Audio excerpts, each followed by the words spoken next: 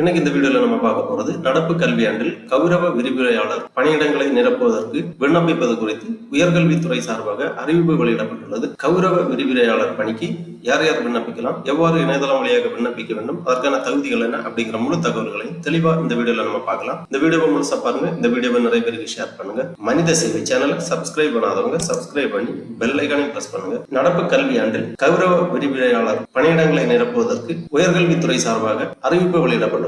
நடப்பு கல்வியாண்டில் அரசு கலை அறிவியல் மற்றும் கல்வியியல் கல்லூரிகளில் 574 தற்காலிக கௌரவ விரிவுரையாளர் பணியமர்த்தப்பட உள்ளனர் என உயர்கல்வித்துறை சார்பாக அறிவிப்பு வெளியிடப்பட்டுள்ளது. 21/7/2025 சென்னை ராணிமேரி கல்லூரியில் நடைபெற்ற நிகழ்ச்சியில் உயர்கல்வித்துறை அமைச்சர் அவர்கள் அரசு கலை அறிவியல் மற்றும் கல்வியியல் கல்லூரிகளில் தற்காலிக அடிப்படையில் நிரப்பப்பட உள்ள 574 கௌரவ விரிவுரையாளர் நியமனத்திற்கான விண்ணப்ப பதிவு இணையதளத்தினை தொடங்கி வைத்துள்ளார்கள். இது குறித்து உயர்கல்வித்துறை அமைச்சர் அவர்கள் தெரிவித்துள்ளதாவது: தமிழ்நாடு அரசு கலை மற்றும் அறிவியல் கல்லூரிகளில் 2025-2026 கல்வியாண்டிற்கான மாணாக்கர்கள் சேர்க்கை நடைபெற்று வகுப்புகள் தொடங்கப்பட்டுள்ளன. ஏழை எளிய மாணாக்கர்கள் உயர்கல்வியினை பெற வேண்டும், அனைவருக்கும் சமமான உயர்கல்வி கிடைத்திட வேண்டும் என்பதற்காக அரசு கல்லூரி இல்லாத பகுதிகளில் நடப்பாண்டில் மட்டும் புதிதாக 15 அரசு கலை மற்றும் அறிவியல் கல்லூரிகளை தொடங்கிட முதலமைச்சர் அவர்களால் ஆணையிடப்பட்டு அவ்விடங்களில் கல்லூரிகள் தொடங்கப்பட்டுள்ளன.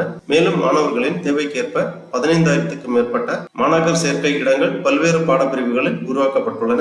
இதில் நிரந்தர ஆசிரியர்கள் பணியமர்த்தப்படும் வரை மாணாக்கர்களுக்கான கல்வி கற்றலில் தொய்வு ஏற்படாமல் இருக்க 574 கௌரவ விரிவுரையாளர்களை தற்காலிகமாக பணியமர்த்த முதலமைச்சர் அவர்கள் ஆணையிட்டுள்ளார்கள். அதன்படி அரசு கலை மற்றும் அறிவியல் கல்லூரிகளில் தற்காலிக கௌரவ விரிவுரையாளர்கள் உரிய கல்வி தகுதியுடன் ஒளிவு முறைவற்ற முறையில் வெளிப்படைத்தன்மையுடன் நிரப்பிட கல்லூரி கல்வி ஆணையருக்கு அனுமதி வழங்கப்பட்டுள்ளது. இதற்கான விண்ணப்பங்களை www.tngasa.org என்ற இணையதளம் வழியாக விண்ணப்பிக்க வேண்டும். 34 பாடப்பிரிவுகளுக்கு அனுமதிக்கப்பட்டுள்ள 574 பணியிடங்களின் விவரங்கள் மேற்கண்ட இணையதளத்திலேயே தெரிவிக்கப்பட்டுள்ளன. தகுதியுள்ள நபர்கள் www.tngasa.org என்ற இணையதளத்தில் 21/7/2025 முதல் விண்ணப்பிக்கலாம். விண்ணப்பங்கள் பெறுவதற்கான இறுதி நாள் 4/8/2025 ஆகும். தமிழ்நாடு அரசின் நெறிமுறைகளை பின்பற்றியும் கல்வி தகுதி மற்றும் நேர்முக தேர்வு மதிப்பீடுகளின் அடிப்படையிலும் தெரிவு செய்யப்படுவார்கள். இவ்வாறு உயர்கல்வித்துறை சார்பாக அறிவிப்பு வெளியிடப்பட்டுள்ளது.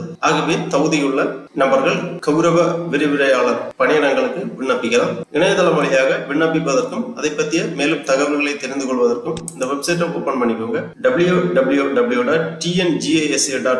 இந்த வெப்சைட்டோட லிங்கை நான் டிஸ்கிரிப்ஷன்ல கொடுக்கிறேன். இந்த இணையதளத்தில் தான் விண்ணப்பிப்பதற்கான வழிவகை செய்யப்பட்டுள்ளது. தமிழ்நாடு அரசு கல்லூரி கல்வி இயக்குநரகம் அரசு கலை அறிவியல் மற்றும் கல்வியியல் கல்லூரிகளில் தற்காலிக அடிப்படையில் கௌரவ விரிவுரையாளர் பணிகளுக்கான இணையவழி விண்ணப்ப பதிவு 2025 இன்ஸ்ட்ரக்ஷன் கொடுத்திருக்காங்க.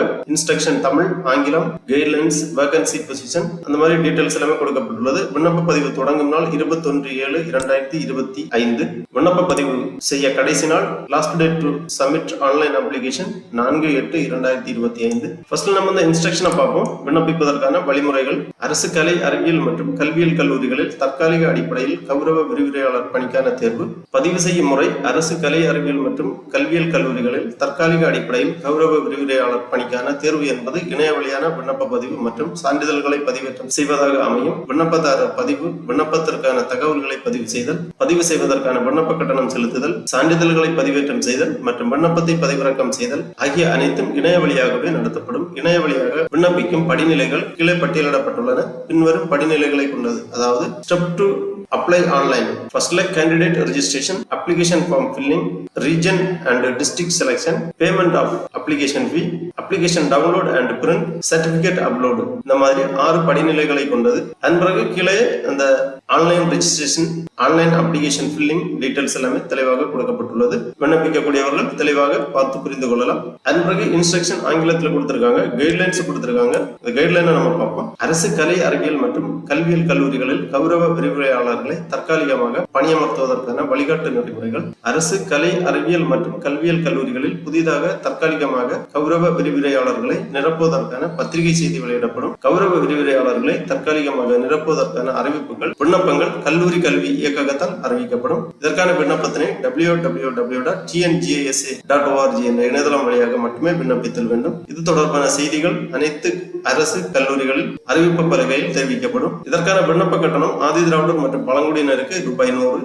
இதர பிரிவினருக்கு ரூபாய் 200 இணையதளம் வழியாக செலுத்தப்பட வேண்டும். 21/7/2025 முதல் தகுதி வாய்ந்த நபர்களிடம் இணையவழி விண்ணப்பங்கள் வரவேற்கப்படுகின்றன. 4/8/2025 முடிய விண்ணப்பங்கள் பெறப்படும். இணையதளம் 15 நாட்களுக்கு செயல்பாட்டில் இருக்கும். விண்ணப்பதாரர் ஒரு மண்டலத்திற்கு மட்டுமே விண்ணப்பித்தல் வேண்டும். ஒரு மண்டலத்திற்கு உட்பட்ட 3 மாவட்டங்களை விருப்பப்படி வரிசைப்படுத்தலாம். ஒன்றிற்கு மேற்பட்ட விண்ணப்பங்கள் ஒருவரிடமிருந்து பெறப்பட்டால் முதலாவதாக பதிவேற்றம் செய்யப்பட்ட விண்ணப்பம் மட்டுமே ஏற்றுக்கொள்ளப்படும். தகுதியுடையவர்கள் தங்களது பாஸ்போர்ட் அளவில் உள்ள புகைப்படத்துடன் முதுகலை, முனைவர், SCT, SLET, NET, JRF ஆகிய சான்றிதழ்கள் மற்றும் விண்ணப்பத்தில் கோரப்பட்டுள்ள சான்றிதழ்களின் நகல்களுடன் இணையதளத்தில் பதிவேற்றம் செய்து விண்ணப்பிக்க வேண்டும். இணைய வழியாக பெறப்பட்ட விண்ணப்பங்கள் TNGSA தரவரிசை பட்டியல் பாடப்பிரிவுகள் வாரியாக கல்வி தகுதி மதிப்பெண்கள் அடிப்படையில் தயாரிக்கப்பட்டு மண்டல வாரியாக சார்ந்த மண்டலங்களுக்கு அனுப்பி வைக்கப்படும். வயது வரம்பு 1/7/2025 அன்று உச்சபட்ச வயது வரம்பு 57 இருத்தல் வேண்டும். குறைந்தபட்ச கல்வி தகுதி முதுநிலை பட்டத்தில் குறைந்தபட்ச மதிப்பெண்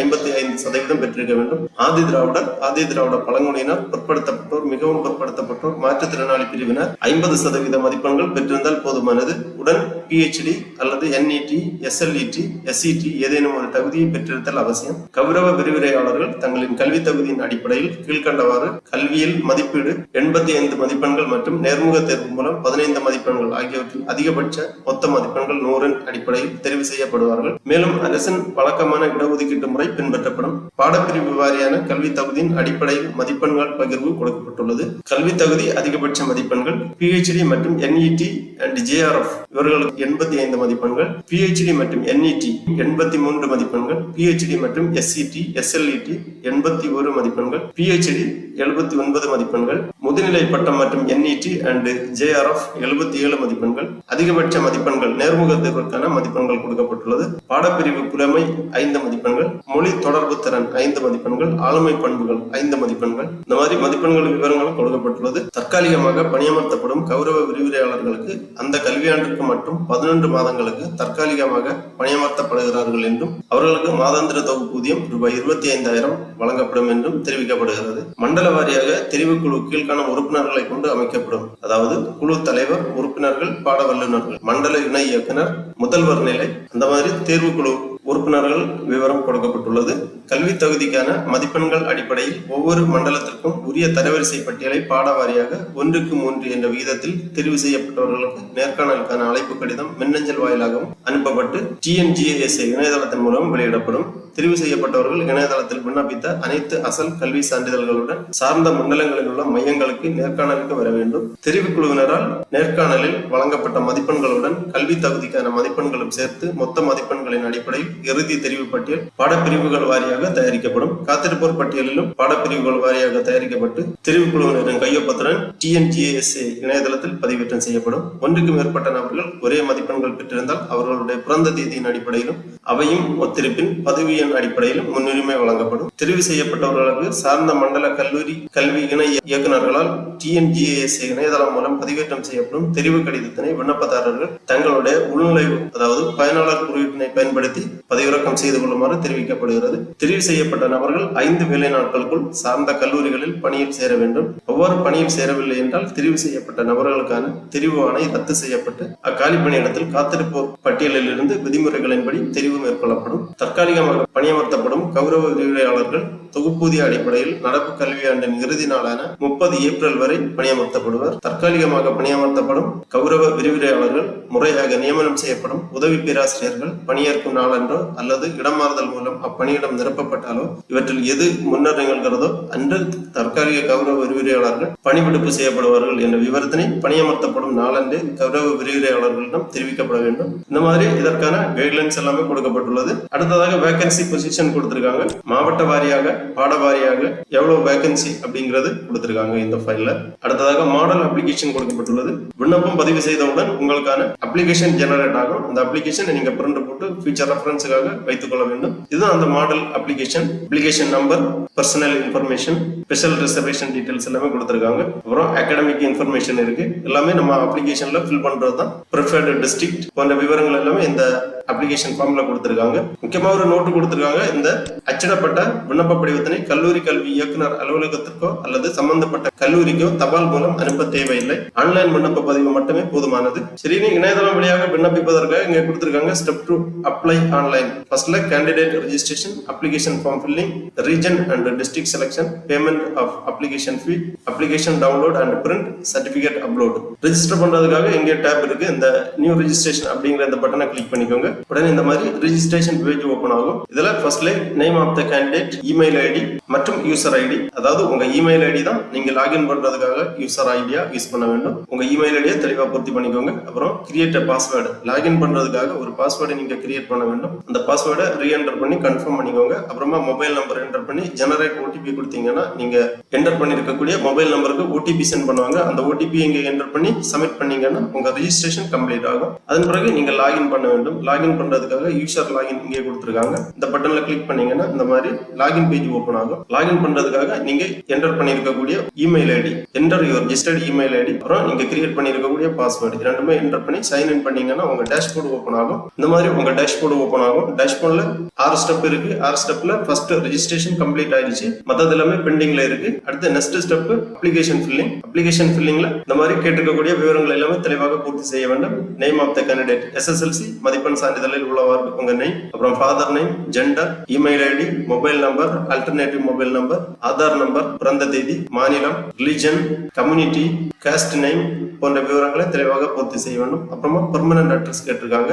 மாவட்டம், அஞ்சல் குறியீடு, கரஸ்பாண்டன்ட் அட்ரஸ் போன்ற விவரங்கள் எல்லாமே தெளிவாக பூர்த்தி செய்ய வேண்டும். அதன் பிறகு போட்டோ வந்து ப்ரௌஸ் பண்ணி அப்லோட் பண்ண வேண்டும். பாஸ்போர்ட் சைஸ் போட்டோ வந்து ப்ரௌஸ் பண்ணி அப்லோட் பண்ண வேண்டும். அப்புறமா சிக்னேச்சர் ப்ரௌஸ் பண்ணி அப்லோட் பண்ணி கண்டினியூ இந்த ஆப்ஷனை கிளிக் பண்ணீங்கன்னா நெக்ஸ்ட் பேஜ் ஓபன் ஆகும். நெக்ஸ்ட் பேஜ்ல ஸ்பெஷல் ரிசர்வேஷன் ஏதாவது இருந்துச்சுன்னா என்டர் பண்ண வேண்டும். டிஃபரண்ட்லி ஏபிள்டு பர்சன் அந்த மாதிரி ஸ்பெஷல் கேட்டகரி இருந்துச்சுன்னா என்டர் பண்ண வேண்டும். அடுத்ததாக கல்வி தகுதி விவரங்கள், UG டீடைல்ஸ் என்டர் பண்ண வேண்டும். PG டீடைல்ஸ் எல்லாமே என்டர் பண்ண வேண்டும். பிரிவு விவரம், முதன்மை பாடம், முதுநிலை தேர்ச்சி பெற்ற மாதம் மற்றும் வருடம், யூனிவர்சிட்டி, பெர்சன்டேஜ் ஆஃப் மார்க்ஸ் போன்ற விவரங்களை எழுத வேண்டும். அதன் பிறகு MPhil டீடைல்ஸ் என்டர் பண்ணணும். அப்புறம் PhD தகுதி இருந்துச்சுன்னா அதற்கான டீடைல்ஸ் எல்லாமே என்டர் பண்ணி, அப்புறம் NET அல்லது JRF இந்த மாதிரி ஏதாவது ஸ்பெஷல் தேர்ச்சி இருந்துச்சுன்னா அதற்கான டீடைல்ஸ் எல்லாமே என்டர் பண்ணி கண்டினியூ ஆப்ஷனை கொடுத்தீங்கன்னா நெக்ஸ்ட் ஸ்டெப் ஓபன் ஆகும். நெக்ஸ்ட் ஸ்டெப்ல ரீஜன் அண்ட் டிஸ்ட்ரிக்ட் செலக்ஷன், அதாவது மண்டலம் செலக்ட் பண்ண வேண்டும். மண்டலத்துல உங்களுக்கு 3 மாவட்டங்கள் தெரிவு வரிசையில் சேர்த்துக் கொள்ளலாம். மண்டலம் செலக்ட் பண்ணி சப்மிட் பண்ணீங்கன்னா விண்ணப்ப கட்டணம் செலுத்த வேண்டும். விண்ணப்ப கட்டணம் இணையதளம் வழியாக செலுத்த வேண்டும். 200 ரூபாய் ஜெனரல் கேட்டகரி, SC ST கேட்டகரிக்கு 100 ரூபாய் விண்ணப்ப கட்டணம் இணையதளம் வழியாக செலுத்த வேண்டும். கிரெடிட் கார்டு அல்லது டெபிட் கார்டு, UPI மூலமா உங்க விண்ணப்ப கட்டணத்தை செலுத்தி அதன் பிறகு அப்ளிகேஷன் பிரிண்ட், உங்களுக்கு அப்ளிகேஷன் ஒன்று ஜெனரேட் ஆகும். அந்த அப்ளிகேஷனை பிரிண்ட் போட்டு வச்சுக்கோங்க ஃபியூச்சர் ரெஃபரன்ஸுக்காக. அதன் பிறகு சர்டிபிகேட் அப்லோட் பண்ண வேண்டும். கேட்டிருக்கக்கூடிய சான்றிதழ்கள் எல்லாமே ப்ரௌஸ் பண்ணி அப்லோட் பண்ண வேண்டும். எல்லாமே சக்சஸ்ஃபுல்லா பண்ணி முடிச்ச பிறகு உங்க டேஷ்போர்ட்ல இந்த மாதிரி எல்லாமே கம்ப்ளீட்டட் கிரீன்ல காணிக்கும். இந்த மாதிரி உங்களுக்கான அப்ளிகேஷன் ஃபார்ம் ஜெனரேட் ஆகும். இதை பிரிண்ட் போட்டு வச்சுக்கோங்க. அதன் பிறகு கன்ஃபர்மேஷன் எல்லாமே உங்களுக்கு SMS அல்லது இமெயில் வழியா தெரிவிப்பாங்க. அது மட்டும் இல்ல, இந்த இணையதளத்துல வந்து நீங்க எப்ப வேணாலும் லாகின் பண்ணி உங்க அப்ளிகேஷன் ஸ்டேட்டஸ் டீடைல்ஸ் எல்லாமே தெரிந்து கொள்ளலாம். நேர்முக தேர்வு விவரங்கள் எல்லாமே உங்களுக்கு, அலாட்மெண்ட் ஆர்டர் எல்லாமே இந்த இணையதளத்துல பதிவேற்றம் செய்வார்கள். நீங்க லாகின் பண்ணி பதிவிறக்கம் செய்யற மாதிரி இருக்கும். ஆகவே நடப்பு கல்வியாண்டில் காலியாக உள்ள கௌரவ விரிவுரையாளர் பணிக்கு விண்ணப்பிக்க விருப்பம் தகுதியும் உள்ளவர்கள் இவ்வாறு இணையதளம் வழியாக விண்ணப்பிக்குமாறு கேட்டுக்கொள்ளப்படுகிறார்கள். ஓகே நண்பர்களே, இந்த வீடியோ உங்களுக்கு உபயோகமா இருந்துச்சுன்னா லைக் பண்ணுங்க, ஷேர் பண்ணுங்க. மனித சேவை சேனலை சப்ஸ்கிரைப் பண்ணாதவங்க சப்ஸ்கிரைப் பண்ணி பெல் ஐகானையும் பிரஸ் பண்ணுங்க. அனைவருக்கும் நன்றி, வணக்கம்.